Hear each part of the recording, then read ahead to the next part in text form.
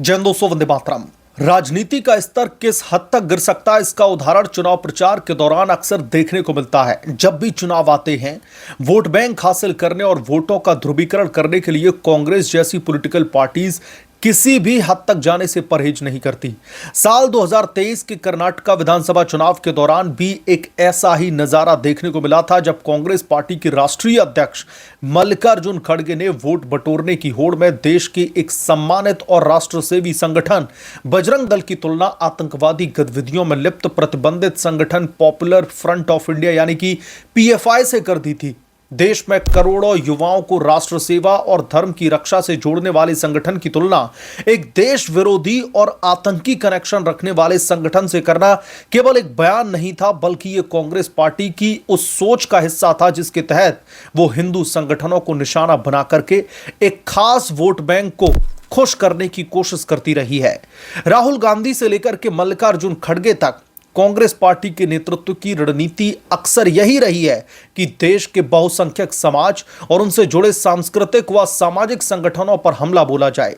जब संगरूर निवासी और बजरंग दल से जुड़े हितेश भारद्वाज ने इस मामले में उनके बयान के खिलाफ में पंजाब की एक अदालत का दरवाजा खटखटाया, तो मामला कानून की चौखट पर पहुंचा। संगरूर की अदालत ने मामले की गंभीरता को देखते हुए मल्लिकार्जुन खड़गे को मानहानि का दोषी मानते हुए उनके खिलाफ में 15,000 रुपए का जमानती वारंट जारी कर दिया था और उन्हें 19 सितंबर 2026 को व्यक्तिगत तौर पर कोर्ट में पेश होने का आदेश दिया था। जब कानून का शिकंजा कसने लगा तो मल्लिकार्जुन खड़गे और कांग्रेस पार्टी ने राहत के लिए हाई कोर्ट का रुख अपनाया। पंजाब एवं हरियाणा हाई कोर्ट ने अब संगरूर कोर्ट की कार्रवाई और जमानती वारंट पर अंतरिम रोक लगा दी है।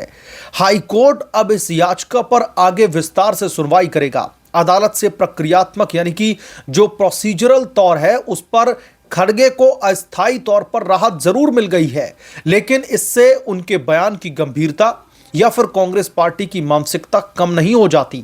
कानूनी दांवपेच के जरिए कोर्ट से राहत पाना एक अलग बात है, लेकिन सवाल ये उठता है कि क्या कांग्रेस पार्टी अपनी इस तरीके की जो राजनीति है उससे कभी बाहर आ पाएगी। आज का युवा देश में विकास, रोजगार, तकनीकी और मजबूत राष्ट्र निर्माण की बात करना चाहता है, लेकिन कांग्रेस पार्टी और उसके बड़े नेता आज भी दशकों पुरानी तुष्टीकरण की नीति में उलझे हुए हैं। कभी सनातन पर सवाल खड़े करना तो कभी राष्ट्रवादी संगठनों को कटघरे में खड़ा कर देना, यह कांग्रेस पार्टी की आदत सी बन चुकी है। एक खास तबके को खुश करने के लिए, अपने चंद वोटों के लिए एक बहुत बड़े तबके को अपने से दूर करती रही है कांग्रेस पार्टी। इस बात से इंकार नहीं किया जा सकता।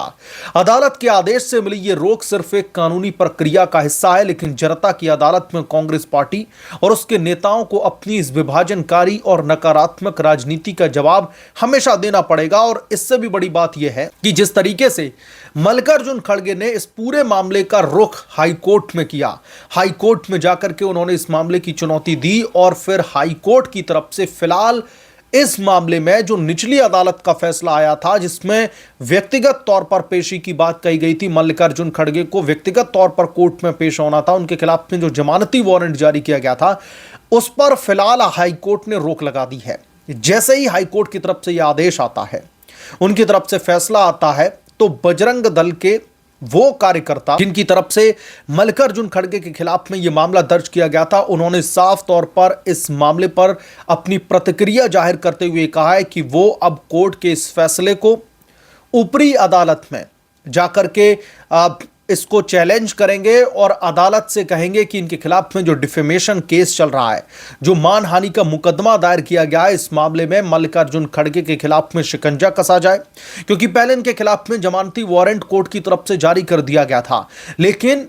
महंगे महंगे वकीलों की ब्रिगेड खड़ी करके मल्लिकार्जुन खड़गे ने इस मामले में तमाम कानूनी दांवपेच आजमाए और उसके तहत हाईकोर्ट से जाकर के राहत ले ली। हाईकोर्ट ने भले ही राहत दे दी हो, लेकिन मल्लिकार्जुन खड़गे के खिलाफ में अभी भी कार्रवाई का जो एक तरीके से हंटर है वो उनके ऊपर लटक रहा है। उनके खिलाफ में कानून की जो तलवार है वो अभी भी लटक रही है, क्योंकि बजरंग दल के का जो कार्यकर्ता है वो इस बाबत सुप्रीम कोर्ट में भी जाने की बात कर रहे हैं। तो ऐसे में बात यहां पर अदालत से मिली राहत या फिर झटके की नहीं है, बात यहां पर जो कांग्रेस पार्टी की मानसिकता है, जो कांग्रेस पार्टी के नेताओं की मानसिकता है, उसे लेकर है। क्योंकि बजरंग दल की तुलना एक ऐसे संगठन से कर दी जाती है जिसके ऊपर आतंकवादी गतिविधियों में संलिप्त होने का ठप्पा लगा हुआ है। पीएफआई से साफ तौर पर तुलना करके बजरंग दल को यह क्या दिखाना चाहते हैं? यह स्टेटमेंट दोस्तों सिर्फ और सिर्फ एक खास समुदाय को खुश करने के लिए दिए जाते हैं। एक खास समुदाय में अपनी वोट बैंक की जो पकड़ है उसको मजबूत करके रखा जाए, उसके लिए दिए जाते हैं। लेकिन ये लोग भूल जाते हैं कि उनके इस स्टेटमेंट से एक ऐसा वर्ग है जिसकी सेंटिमेंट को बार बार कहीं ना कहीं आहत करने की कोशिश की जा रही है। लेकिन इस तरीके के स्टेटमेंट देने से पहले न तो राहुल गांधी हिचकिचाते हैं, ना ही उनके जो नेता हैं मल्लिकार्जुन खड़गे वो हिचकिचाते हैं, क्योंकि इन्हें पता है इन्हें एक समुदाय के बीच में अपने आप को उनका मसीहा बता करके रखना है। उन्हें यह दिखाना है कि जो भड़काऊ बयानबाजी आपके समुदाय की तरफ से दी जाती है उसका हम साफ तौर पर समर्थन करते हैं और आपकी आवाज को ही हम एक पॉलिटिकल मंच से उठाने की कोशिश कर रहे हैं। तो यह सब कुछ देश की जनता को साफ तौर पर दिखाई दे रहा है कि किस तरीके से एक खास समुदाय को खुश करने के लिए एक खास संगठन के ऊपर आप इस तरीके के घटिया और बेहूदगी भरे स्टेटमेंट देते हैं, जिसकी जितनी ज्यादा आलोचना की जाए वो कम है। मल्लिकार्जुन खड़गे और कांग्रेस पार्टी की ये जो मानसिकता ये कोई पहली बार उजागर नहीं हुई है। आप लोग देख लीजिए, आरएसएस की तुलना हर बार कांग्रेस पार्टी के नेता इस तरीके से करते हुए दिखाई देते हैं। और अगर हम कर्नाटक स्टेट की बात करें तो यहां पर तो आरएसएस के ऊपर पूर्ण जो प्रतिबंध है वो लगाने की कोशिशें की जाती रही हैं। एक के बाद एक बहुत सारे ऐसे फैसले लिए जाते हैं, ऐसे डिसीजंस लिए जाते हैं जिसकी वजह से आरएसएस को कर्नाटका में या फिर जो भी साउथ के दूसरे स्टेट हैं, जो भी हिंदी पट्टी के स्टेट नहीं है, वहां पर इस संगठन को बैन करवा दिया जाए। और बैन करवाने के चक्कर में आरएसएस पर इस तरीके की टिप्पणियां दी जाती हैं और उसके बाद में कांग्रेस पार्टी के नेताओं को और खास तौर पर राहुल गांधी को इसका खामियाजा भुगतना पड़ता है। राहुल गांधी के खिलाफ में भी बहुत सारे डिफेमेशन के केस ऑलरेडी फाइल्ड हैं, जिसमें उनके ऊपर कई जो है ऐसे मामले हैं जो कई सालों से लगातार चले आ रहे हैं। और यही जो सबसे बड़ी दिक्कत है हमारे देश की कानून व्यवस्था में कि एक जो केस फाइल होता है वो इतने लंबे दिनों तक खिंचा चला जाता है कि उन्हें पता है कि अदालत में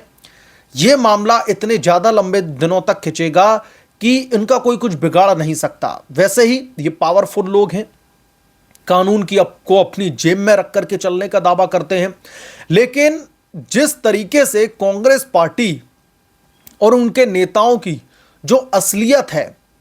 बाहर निकलकर सामने आती है, उससे यह पता चल जाता है कि ये 140 करोड़ देशवासियों के बारे में कभी नहीं सोचते। ये सिर्फ उन लोगों के बारे में सोचते हैं जो लोग इनकी वोट बैंक का हिस्सा बने हुए हैं। और वोट बैंक का जब मैं हिस्सा की बात कर रहा हूं तो यहां पर एक ये खास समुदाय पर एक खास धर्म के लोगों को खुश करने के चक्कर में इस तरीके की टिप्पणी करते हैं। वरना किसी की इतनी हिम्मत कि बजरंग दल को पीएफआई से उसकी तुलना कर दे, एक ऐसा संगठन जो आतंकवादी गतिविधियों में संलिप्त रहा, इस तरीके के उसके ऊपर आरोप लगते रहे पीएफआई के ऊपर, उसकी तुलना एक ऐसे संगठन के द्वारा की जा रहा है जो राष्ट्र की सेवा के लिए हमेशा तत्पर रहा है। युवाओं को इकट्ठा करके हमेशा बहुत सारे ऐसे काम किए गए हैं जिसमें बजरंग दल की एक बहुत बड़ी भूमिका रही है। लेकिन उसकी तुलना एक ऐसे संगठन से कर देना, यह कांग्रेस पार्टी की ओछी मानसिकता और राहुल गांधी मल्लिकार्जुन खड़गे की जो ओछी राजनीति है उसको दर्शाता है। बहरहाल इस मामले पर आप क्या सोचते हैं, आपकी क्या राय है, हमें कमेंट करके जरूर बताएं। जल्द मिलूंगा किस दूसरे बड़े अपडेट के साथ में, तब तक के लिए धन्यवाद। अगर आप लोग चैनल पर नए हैं तो प्लीज चैनल को सब्सक्राइब कर ले, साइड बने बेल आइकन को जरूर प्रेस कर लें ताकि जब भी मैं कोई बड़ी खबर लेकर के आऊं तो इसकी जानकारी सबसे पहले आपको मिले।